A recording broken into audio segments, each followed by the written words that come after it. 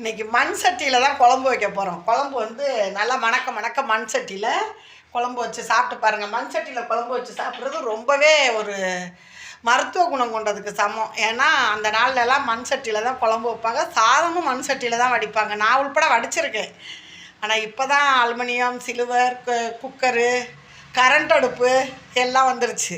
ஆனால் நம்ம மண் சட்டியில் மணக்க குழம்பு வைக்கலாம். வாங்க ஃப்ரெண்ட்ஸ், குழம்பு வந்து வைக்க போகிறோம். என்ன குழம்புன்னு கேட்டிங்கன்னா, நம்ம வெங்காயம், தக்காளி, பச்சை மிளகாலாம் அரிஞ்சு வச்சுருக்கோம். பாருங்கள், இப்போ அரிஞ்சு வச்சுருக்கோம். கருவேப்பிலையும் வச்சுருக்கேன். இதை தாளித்து விட்டு 3 முட்டை இருக்குது, அதை போட்டு குழம்பு வைக்க போகிறேன். இது தாளிக்கிறதை எப்படி தாளிக்கிறதுன்னு உங்கள்கிட்ட சொல்கிறேன். வாங்க இப்போ வீடியோக்குள்ளே போவோம். தாளிக்கிறதுக்கு வந்து 10 பல்லு பூண்டு, சின்ன வெங்காயம் 4 வெங்காயம், பெருஞ்சீரகம், சின்ன ஜீரகம், கடுகு, வெந்தயம் வச்சுருக்கேன். இதை அப்படியே குழவிக்கல்ல வச்சு நச்சு எடுத்துக்கிடுவோம். எடுத்துக்கிட்டு தாளிப்போம். அப்புறம் குழம்புக்கு புளி கரைச்சி வச்சுருக்கேன். அவங்கவுங்களுக்கு எவ்வளோ தேவையோ அந்தளவுக்கு. இது பழைய புளி, அதனால் கொஞ்சம் கருப்பாக இருக்குது. நான் வந்து நல்லெண்ணெய் ஊற்றி தான் தாளிக்க போகிறேன். வாங்க இப்போ குழம்பு தாளிப்போமா. இப்போ ஒரு 10 வெங்காயமும் ஒரே ஒரு தக்காளி பழத்தையும் அரைச்சி எடுத்துக்கிடுவோம். இப்போ அடுப்பை பற்ற வச்சு குழம்பு சட்டியை வச்சாச்சு. எண்ணெய் ஊற்றிக்கிடுவோம். நல்லெண்ணெயில் குழம்பு தாளிக்கிறது ரொம்பவே நல்லது, உடம்புக்கும் நல்லது. இப்போ எண்ணெய் காஞ்சிருச்சு. நசுக்கி வச்சுருக்க வெங்காயம், பூண்டு, வெந்தயம், கடுகு, சின்ன ஜீரகம், பெருஞ்சீரகம், கருவேப்பிலை போட்டுக்கணும்.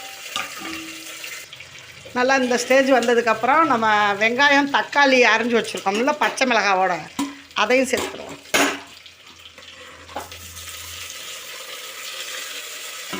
நல்லா வதங்கட்டும். இப்போ நல்லா வதங்கிட்டு இருக்கு. நம்ம 1-2 கொஞ்சோண்டு வெங்காயத்தையும் தக்காளியும் மிக்சியில் போட்டு சுற்றி வச்சுருக்கோம், அதையும் சேர்த்துக்கிறோம்.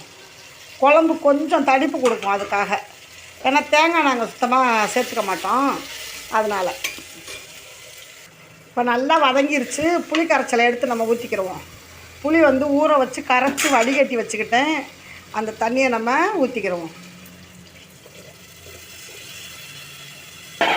அப்புறம் குழம்புத்தூள், புளிக்குழம்புத்தூள் வந்து நான் ஒரு 3 ஸ்பூன் போட்டுக்கிறேன்.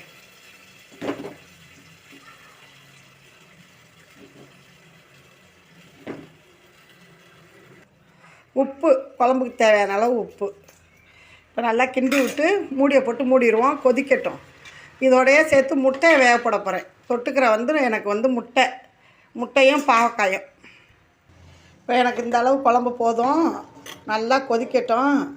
நான் ஒரு 4 முட்டை வச்சுருக்கேன், அதையும் வேக போட்டு வெஞ்சனத்துக்கு வச்சுக்கிறேன். முட்டையை நல்லா கழுவிடணும். ஏன்னா நம்ம குழம்போடையே போடுறோம்ல, அதனால் நல்லா கழுவிட்டு போட்டுக்கிறணும்.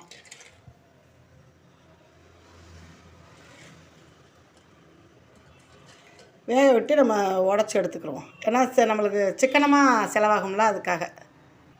நல்லா கொதிக்கட்டும். பச்சை வாசம் போந்துட்டையும் கொதிக்கட்டும். குழம்பு எப்படி கொதிச்சுக்கிட்டு இருக்குன்னு பார்ப்போமா. முட்டை வெந்திருக்கும், எடுத்துருவோம். முட்டையை எடுத்துகிட்டு இன்னும் ஒரு கொதி வரட்டும். தண்ணியில் போட்டோம்னா உரிக்கிறதுக்கு ஈஸியாக இருக்கும்.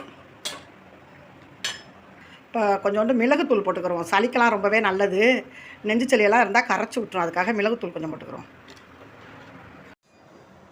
சுட சுட சாதம்.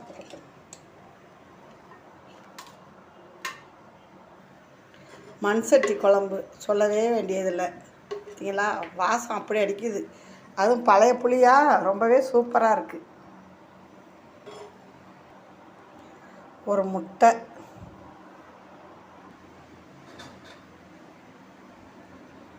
பாவக்காய். நீங்களும் பாவக்காயெல்லாம் கிடச்சா விட்டுறாதீங்க, வாங்கி சமைச்சு சாப்பிடுங்க. இப்போ நான் அந்த சுண்டவத்தலோடு தான் சாப்பிட போகிறேன். மோருக்கும் வச்சுக்கிறேன். ஓகே.